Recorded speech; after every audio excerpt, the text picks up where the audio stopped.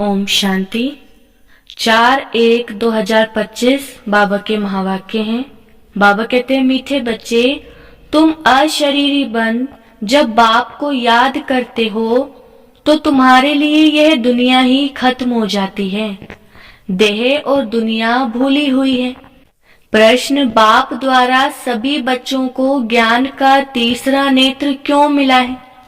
उत्तर है, अपने को आत्मा समझ बाप जो है जैसा है उसी रूप में याद करने के लिए तीसरा नेत्र मिला है। परंतु यह तीसरा नेत्र काम तब करता है जब पूरा योग युक्त रहे, अर्थात एक बाप से सच्ची प्रीत हो, किसी के नाम रूप में लटके हुए ना हो। माया प्रीत रखने में ही विघ्न डालती है। इसी में बच्चे धोखा खाते हैं। गीत है, मरना तेरी गली में। ओम शांति। सिवाय तुम ब्राह्मण बच्चों के इस गीत का अर्थ कोई समझ न सके। जैसे वेद शास्त्र आदि बनाए हैं, परंतु जो कुछ पढ़ते हैं उसका अर्थ नहीं समझ सकते। इसलिए बाप कहते हैं, मैं ब्रह्मा मुख द्वारा सब वेदों शास्त्रों का सार समझाता हूँ। वैसे ही इन गीतों का अर्थ भी कोई समझ नहीं सकते। बाप ही इनका अर्थ बताते हैं। आत्मा जब शरीर से न्यारी हो जाती है तो दुनिया से सारा संबंध टूट जाता है। गीत भी कहता है, अपने को आत्मा समझ अशरीरी बन बाप को याद करो तो यह दुनिया खत्म हो जाती है। यह शरीर इस पृथ्वी पर है, आत्मा इनसे निकल जाती है तो फिर उस समय उनके लिए मनुष्य सृष्टि है नहीं। आत्मा नंगी बन जाती है। फिर जब शरीर में आती है तो पार्ट शुरू होता है। फिर एक शरीर छोड़ दूसरे में जाकर प्रवेश करती है। वापिस मह तत्व में नहीं जाना है, उड़कर दूसरे शरीर में जाती है। यहाँ इस आकाश तत्व में ही उनको पार्ट बजाना है, मूल वतन में नहीं जाना है। जब शरीर छोड़ते हो तो ना यह कर्म बंधन ना वह कर्म बंधन रहता है। शरीर से ही अलग हो जाते हैं ना, फिर दूसरा शरीर लेते तो वह कर्म बंधन शुरू होता है। यह बातें सिवाय तुम्हारे और कोई मनुष्य नहीं जानते। बाप ने समझाया है, सब बिल्कुल ही बेसमझ। ऐसे कोई समझते थोड़े ही हैं। अपने को कितना अक्लमंद समझते, पीस प्राइज देते रहते हैं। यह भी तुम ब्राह्मण कुलभूषण अच्छी रीति समझा सकते हो। वह तो जानते ही नहीं कि पीस किसको कहा जाता है। कोई तो महात्माओं के पास जाते हैं कि मन की शांति कैसे हो। यह तो कहते हैं वर्ल्ड में शांति कैसे हो। ऐसे नहीं कहेंगे कि निराकारी दुनिया में शांति कैसे हो। वह तो है ही शांति धाम। हम आत्माएं शांति धाम में रहती हैं, परंतु यह तो मन की शांति कहते हैं। वह जानते नहीं कि शांति कैसे मिलेगी। शांति धाम तो अपना घर है, यहाँ शांति कैसे मिल सकती। हाँ, सतयुग में सुख शांति संपत्ति सब है, जिसकी स्थापना बाप करते हैं। यहाँ तो कितनी अशांति है। यह सब अब तुम बच्चे ही समझते हो। सुख शांति संपत्ति भारत में ही थी, वह वर्षा था बाप का, और दुख अशांति कंगालपना यह वर्षा है रावण का। यह सब बातें बेहद का बाप बैठ बच्चों को समझाते हैं। बाप परम धाम में रहने वाला नॉलेजफुल है, जो सुख धाम का हमको वर्षा देते हैं। वह हम आत्माओं को समझा रहे हैं। यह तो जानते हो, नॉलेज होती है आत्मा में, उनको ही ज्ञान का सागर कहा जाता है। वह ज्ञान का सागर इस शरीर द्वारा वर्ल्ड की हिस्ट्री ज्योग्राफी समझाते हैं। वर्ल्ड की आयु तो होनी चाहिए ना, वर्ल्ड तो है ही, सिर्फ नई दुनिया और पुरानी दुनिया कहा जाता है। यह भी मनुष्यों को पता नहीं। न्यू वर्ल्ड से ओल्ड वर्ल्ड होने में कितना समय लगता है। तुम बच्चे जानते हो कलयुग के बाद सतयुग जरूर आना है, इसलिए कलयुग और सतयुग के संगम पर बाप को आना पड़ता है। यह भी तुम जानते हो परमपिता परमात्मा ब्रह्मा द्वारा नई दुनिया की स्थापना शंकर द्वारा विनाश कराते हैं। त्रिमूर्ति का अर्थ ही यह है, स्थापना, विनाश, पालना। यह तो कॉमन बात है, परंतु यह बातें तुम बच्चे भूल जाते हो। नहीं तो तुमको खुशी बहुत रहे, निरंतर याद रहनी चाहिए, बाबा हमको अब नई दुनिया के लिए लायक बना रहे हैं। तुम भारतवासी ही लायक बनते हो और कोई नहीं। हाँ, जो और धर्मों में कन्वर्ट हो गए हैं वह आ सकते हैं, फिर इसमें कन्वर्ट हो जाएंगे जैसे उसमें हुए थे। यह सारी नॉलेज तुम्हारी बुद्धि में है, मनुष्यों को समझाना है। यह पुरानी दुनिया अब बदलती है, महाभारत लड़ाई भी जरूर लगनी है। इस समय ही बाबा आकर राजयोग सिखलाते हैं। जो राजयोग सीखते हैं वह नई दुनिया में चले जाएंगे। तुम सबको समझा सकते हो कि ऊंचते ऊंच है भगवान, फिर ब्रह्मा विष्णु शंकर, फिर आओ यहाँ मुख्य है जगदम्बा जगत पिता। बाप आते भी यहाँ है ब्रह्मा के तन में। प्रजापिता ब्रह्मा तो यहाँ है ना, ब्रह्मा द्वारा स्थापना सूक्ष्म वतन में तो नहीं होगी ना, यहाँ ही होती है। यह व्यक्त से अव्यक्त बन जाते हैं। यह राजयोग सीख फिर विष्णु के 2 रूप बनते हैं। वर्ल्ड की हिस्ट्री ज्योग्राफी समझनी चाहिए ना, मनुष्य ही समझेंगे। वर्ल्ड का मालिक ही वर्ल्ड की हिस्ट्री ज्योग्राफी समझा सकते हैं। वह नॉलेजफुल पुनर्जन्म रहित है। यह नॉलेज किसकी बुद्धि में नहीं है, परखने की भी बुद्धि चाहिए ना। कुछ बुद्धि में बैठता है या ऐसे ही नब्ज देखनी चाहिए। एक अजमल खान नामी ग्रामी वैद्य होकर गया है, कहते हैं देखने से ही उनको बीमारी का पता पड़ जाता था। अब तुम बच्चों को भी समझना चाहिए कि यह लायक है या नहीं। बाप ने बच्चों को ज्ञान का तीसरा नेत्र दिया है, जिससे तुम अपने को आत्मा समझ, बाप जो है जैसा है उसको उसी रूप में याद करते हो। परंतु ऐसी बुद्धि उनकी होगी जो पूरा योग युक्त होंगे, जिनकी बाप से प्रीत बुद्धि होगी। सब तो नहीं है ना, 1-2 के नाम रूप में लटक पड़ते हैं। बाप कहते हैं प्रीत तो मेरे साथ लगाओ ना। माया ऐसी है जो प्रीत रखने नहीं देती है। माया भी देखती है हमारा ग्राहक जाता है तो एकदम नाक कान से पकड़ लेते हैं, फिर जब धोखा खाते हैं तब समझते हैं कि माया से धोखा खाया। माया जीत जगत जीत बन नहीं सकेंगे, ऊंच पद पा नहीं सकेंगे। इसमें ही मेहनत है। श्रीमत कहती है माँ में कम याद करो तो तुम्हारी जो पतित बुद्धि है वह पावन बन जाएगी। परंतु कईयों को बड़ा मुश्किल लगता है। इसमें सब्जेक्ट एक ही है, अल्फ और बे, बस 2 अक्षर भी याद नहीं कर सकते हैं। बाबा कहे अल्फ को याद करो, फिर अपनी देह को, दूसरे की देह को याद करते रहते हैं। बाबा कहते हैं देह को देखते हुए तुम मुझे याद करो। आत्मा को अब तीसरा नेत्र मिला है, मुझे देखने समझने का, उससे काम लो। तुम बच्चे अभी त्रिनेत्री त्रिकालदर्शी बनते हो, परंतु त्रिकालदर्शी भी नंबरवार है। नॉलेज धारण करना कोई मुश्किल नहीं है, बहुत ही अच्छा समझते हैं, परंतु योग बल कम है। देही अभिमानीपना बहुत कम है।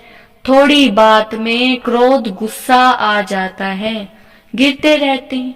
उठते हैं गिरते हैं, आज उठे कल फिर गिर पड़ते हैं। देह अभिमान मुख्य है, फिर और विकार लोभ मोह आदि में फंस पड़ते हैं।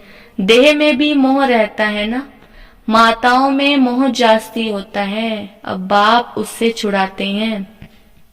तुमको बेहद का बाप मिला है, फिर मोह क्यों रखते हो? उस समय शक्ल बातचीत ही बंदर मिसल हो जाती है। बाप कहते हैं नष्टो मोहा बन जाओ, निरंतर मुझे याद करो। पापों का बोझा सिर पर बहुत है, वह कैसे उतरे? परंतु माया ऐसी है, याद करने नहीं देगी। भल कितना भी माथा मारो, घड़ी घड़ी बुद्धि को उड़ा देती है। कितनी कोशिश करते हैं हम मोस्ट बिलवेड बाबा की महिमा करते रहे, बाबा बस आपके पास आए कि आए, परंतु फिर भूल जाते हैं। बुद्धि और तरफ चली जाती है। यह नंबर 1 में जाने वाला भी पुरुषार्थ ही है ना।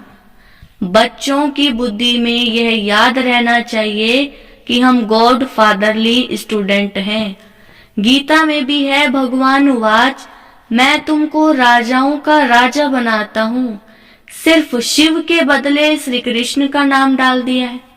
वास्तव में शिव बाबा की जयंती सारी दुनिया में मनानी चाहिए।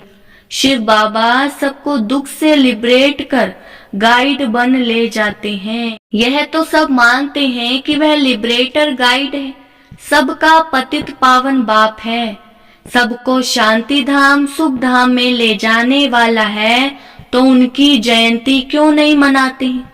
भारतवासी नहीं मनाते हैं, इसलिए ही भारत की यह बुरी गति हुई है।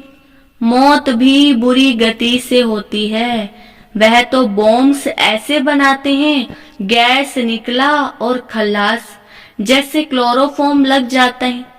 यह भी उन्हों को बनाना ही है, बंद होना इम्पॉसिबल है। जो कल्प पहले हुआ था सो अब रिपीट होगा। इन मूसलों और नेचुरल कैलेमिटी से पुरानी दुनिया का विनाश हुआ था, सो अभी भी होगा। विनाश का समय जब होगा तो ड्रामा प्लान अनुसार एक्ट में आ ही जाएंगे। ड्रामा विनाश जरूर कराएगा, रक्त की नदियां यहाँ बहेंगी। सिविल वार में 1-2 को मार डालते हैं ना, तुम्हारे में भी थोड़े जानते हैं कि यह दुनिया बदल रही है। अब हम जाते हैं सुख धाम, तो सदैव ज्ञान के अतीन्द्रिय सुख में रहना चाहिए। जितना याद में रहेंगे उतना सुख बढ़ता जाएगा। छी देह से नष्ट मोह होते जाएंगे। बाप सिर्फ कहते हैं अल्फ को याद करो तो बादशाही तुम्हारी है। सेकंड में बादशाही, बादशाह को बच्चा हुआ तो गोया बच्चा बादशाह बनाना। तो बाप कहते हैं मुझे याद करते रहो और चक्र को याद करो तो चक्रवर्ती महाराजा बनेंगे। इसीलिए गाया जाता है सेकंड में जीवन मुक्ति, सेकंड में बैगर टू प्रिंस। कितना अच्छा है। तो श्रीमत पर अच्छी रीति चलना चाहिए, कदम कदम पर राय लेनी होती है। बाप समझाते हैं मीठे बच्चे ट्रस्टी बनकर रहो तो ममत्व मिट जाए, परंतु ट्रस्टी बनना मासी का घर नहीं है। यह खुद ट्रस्टी बने हैं, बच्चों को भी ट्रस्टी बनाते हैं। यह कुछ भी लेते हैं क्या? कहते हैं तुम ट्रस्टी हो, संभालो। ट्रस्टी बने तो फिर ममत्व मिट जाता है। कहते भी हैं ईश्वर का सब कुछ दिया हुआ है, फिर कुछ नुकसान पड़ता है या कोई मर जाता है तो बीमार हो पड़ते हैं, मिलता है तो खुशी होती है। जबकि कहते हो कि ईश्वर का दिया हुआ है तो फिर मरने पर रोने की क्या दरकार है।